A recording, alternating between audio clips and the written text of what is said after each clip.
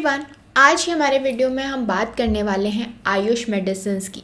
यानी जो आयुर्वेदिक, यूनानी और जो सिद्धा मेडिसिन्स होती हैं वो कैसे रेगुलेट होती हैं, कौन से लॉज हैं, कौन से गाइडलाइंस हैं जो कि उनके ऊपर एप्लीकेबल हैं।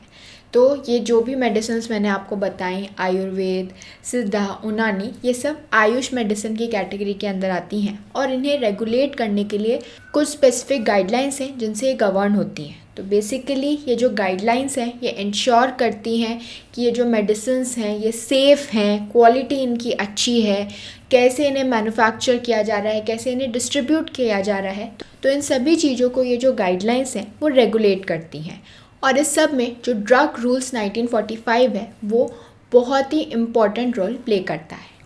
अब सबसे पहले जो भी इंसान इस तरीके की मेडिसिन्स को बना रहा है, मैन्युफैक्चर कर रहा है, उसके लिए क्या ज़रूरी है? उसके लिए ज़रूरी है कि ऐसा करने के लिए उसके पास लाइसेंस होना चाहिए। जी हाँ, जो भी मैन्युफैक्चर जो है वो ये सब बना रहा है उसके पास लाइसेंस होना चाहिए ताकि वो एविडेंस प्रोवाइड कर सके कि ये जो मेडिसिन्स हैं वो सेफ़ हैं, इफ़ेक्टिव हैं और उन्हें कैसे मैन्युफैक्चर किया जा रहा है। तो ये देखना ज़रूरी है कि जो गुड मैन्युफैक्चरिंग प्रैक्टिस है वो फॉलो हो रही है या नहीं। क्योंकि अगर ये देखा गया कि लाइसेंस नहीं है या फिर मैन्युफैक्चरिंग के लिए जो रिक्वायरमेंट्स थी वो पूरी नहीं की जा रही हैं, तो जो लाइसेंस उस मैन्युफैक्चरर को मिला हुआ है इन मेडिसिन्स को बनाने का वो उससे ले लिया जाएगा अंडर रूल 159। अब हम समझ लेते हैं कि इस सब के अंदर जो अथॉरिटीज़ हैं उनका क्या रोल रहता है। क्योंकि ये जो अथॉरिटीज़ हैं यानी स्टेट ड्रग कंट्रोलर्स और जो लाइसेंसिंग अथॉरिटीज़ हैं उनका काम है ये देखना कि ये जो रूल्स बनाए गए हैं वो ढंग से फॉलो हो रहे हैं या नहीं। तो वो ही देखते हैं कि लाइसेंसिंग जो है ढंग से ली गई है या नहीं, जो कंप्लाइंसेस हैं मैन्युफैक्चरर्स के वो फॉलो हुए हैं या नहीं। तो बेसिकली ये जो अथॉरिटीज़ हैं इनका मेन काम यही है ये देखना कि जो गाइडलाइंस हमें प्रोवाइडेड हैं, जो भी रिक्वायरमेंट्स हैं इन ड्रग रूल्स के अंदर वो ढंग से फॉलो हो रही हैं या नहीं, सारे कंप्लाइंसेस फॉलो हो रहे हैं या नहीं। तो ये सब कुछ ये अथॉरिटीज़ जो हैं ओवरसी करते हैं। अब ये रूल्स फॉलो हुए हैं या नहीं इसके लिए बहुत सारी ड्रग टेस्टिंग लेबोरेटरीज़ हैं। तो जो हमारा ड्रग रूल्स हैं उसके अंदर एक अप्रूवल प्रोसेस है फॉर ड्रग टेस्टिंग लेबोरेटरीज़। इस समय इंडिया के अंदर 106 लेबोरेटरीज़ हैं जो ऑथराइज्ड हैं to test the quality of AYUSH drugs and raw materials.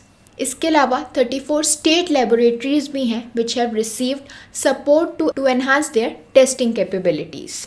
अब टेस्टिंग करने के लिए लेबोरेटरीज तो हैं, लेकिन किस बेसिस पे टेस्ट करना है, क्या क्या स्टैंडर्ड्स हैं ये देखा जाएगा। जब टेस्ट हो रहा है बेसिकली किसी भी मेडिसिन का तो ये देखा जाएगा कि जो स्टैंडर्ड सेट किए गए हैं उसके हिसाब से मेडिसिन बनी है या नहीं। तो ये जो स्टैंडर्ड्स हैं वो कौन बनाता है?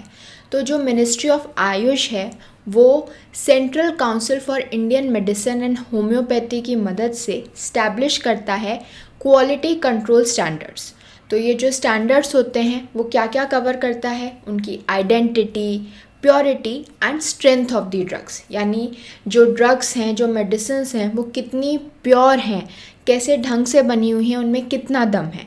और भी बहुत सारे क्वालिटी स्टैंडर्ड्स होते हैं रॉ मटेरियल्स के लिए, कैसे उन्हें बनाया गया है, क्या फॉर्मूला यूज़ किया गया है। तो ये सब कुछ जो है उसके अंदर पब्लिश किया जाता है। इसके अलावा कुछ एडवर्टाइजिंग रेगुलेशंस भी हैं। तो जो drugs and magic remedies objectionable advertisement act of 1954 है, ये क्या करता है, ये जो लॉ है वो प्रोहिबिट करता है, रोकता है किसी भी तरीके का मिसलीडिंग ड्रग एडवर्टाइजमेंट। अगर कोई भी ड्रग का इस तरीके से गलत एडवर्टाइजमेंट हो रहा है, गलत प्रचार हो रहा है, तो उस केस में पेनल्टीज़ इम्पोज की जाती हैं उनके ऊपर जो कि उस लॉ को, उस गाइडलाइन को वायलेट कर रहे हैं। तो जो मिनिस्ट्री ऑफ आयुष है वो देखता है, मॉनिटर करता है थ्रू दी फार्माकोविजिलेंस सेंटर कि ये जो आयुष ड्रग्स हैं उनके रिगार्ड में किसी भी तरीके का कोई भी मिसलीडिंग एडवर्टाइजमेंट नहीं होना चाहिए। और अगर किसी को लगता है कि कहीं इस तरीके का एडवर्टाइजमेंट है तो उस रिगार्ड में फीडबैक भी लिया जाता है। अब ये तो बात हो गई कि किस तरीके से आयुष मेडिसिन्स को जो है रेगुलेट किया जा रहा है, ये देखा जा रहा है कि ये जो मेडिसिन्स दी जाती हैं पेशेंट्स को वो सही है या नहीं, जो स्टैंडर्ड है, जो एक बेसिक स्टैंडर्ड है वो फॉलो किया जा रहा है या नहीं। इसके अलावा बहुत सारे रिसर्च इनिशिएटिव्स भी हैं। तो जो गवर्नमेंट है वो प्रमोट कर रही है साइंटिफिक रिसर्च को इन दिस आयुष सिस्टम। तो काफ़ी सारे जो काउंसिल्स फॉर रिसर्च हैं वो फोकस कर रहे हैं on medicinal plants, drug standardization and clinical trials. तो एक साथ कोलैबोरेटिव एफर्ट जो है देखा जा रहा है यूनिवर्सिटीज़ के पास से, हॉस्पिटल्स के पास से, ताकि जो है रिसर्च पे ज़्यादा ध्यान दिया जा सके, जो रिसर्च है उसकी कुछ क्रेडिबिलिटी हो। इसके अलावा जो national commission for Indian system of medicine है और जो नेशनल कमीशन फॉर होम्योपैथी है वो एथिकल गाइडलाइंस भी प्रोवाइड करता है। और ये जो गाइडलाइंस हैं ये बेसिकली इंश्योर करती हैं कि जो भी आयुष मेडिसिन्स के प्रैक्टिशनर्स हैं जो कि प्रैक्टिस करते हैं वो जो भी स्टैंडर्ड्स बनाए गए हैं इन कमीशंस ने, इन अथॉरिटीज़ ने, वो उसे फॉलो करें। So this was all about Ayush medicine कि कैसे वो रेगुलेट होती हैं, वो कौन से लॉज हैं, कौन से गाइडलाइंस हैं जो कि इन मेडिसिन्स को रेगुलेट करती हैं। और अगर आपको लगता है कि उन मेडिसिन्स में कोई प्रॉब्लम है या उनकी मैन्युफैक्चरिंग के लिए जो स्टैंडर्ड्स प्रिस्क्राइब किए गए हैं वो फॉलो नहीं हो रहे हैं, तो उस केस में आप इस रिगार्ड में फीडबैक भी दे सकते हैं कि इसके अंदर कुछ प्रॉब्लम है या जैसा एडवर्टाइज़ किया जा रहा है वैसा नहीं है।